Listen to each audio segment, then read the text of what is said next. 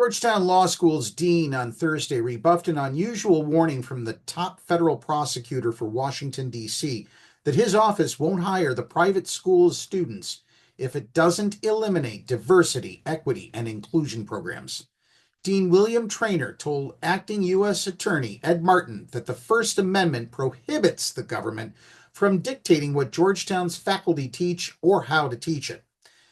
Given the First Amendment's protection of a university's freedom to determine its own curriculum and how to deliver it, the constitutional violation behind this threat is clear, as is the attack on the university's mission as a Jesuit and a Catholic institution, Treanor wrote in a letter addressed to Martin.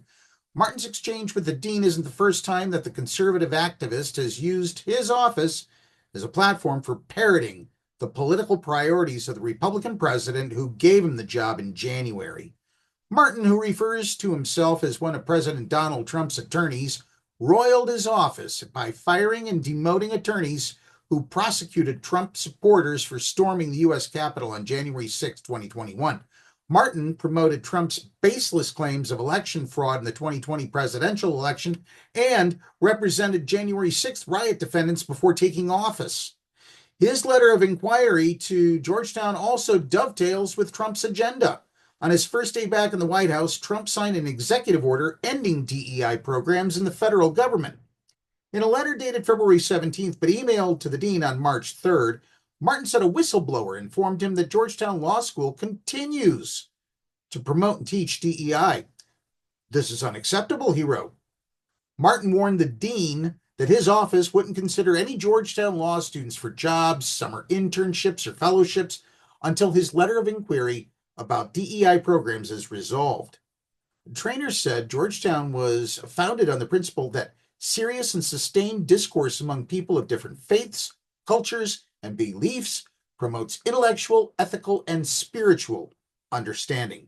Your letter challenges Georgetown's ability to define our mission as an educational institution, he wrote.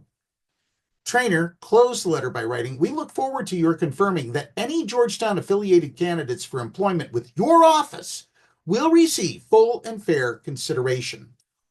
Also on Thursday, Democratic members of the Senate Judiciary Committee asked the Office of Disciplinary Counsel in Washington to investigate their grave concern that Martin may have engaged in professional misconduct since taking office.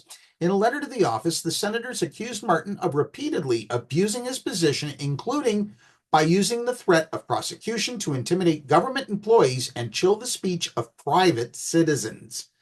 Mr. Martin's conduct not only speaks to his fitness as a lawyer, his activities are part of a broader course of conduct by President Trump and his allies to undermine the traditional independence of Department of Justice investigations and prosecutions and the rule of law, the senators wrote.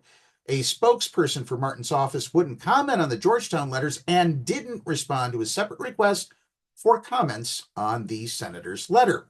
Now we take you to Glenn Kirshner and Brian Tyler Cohen, who will have plenty more details on what's going on at Georgetown University School of Law.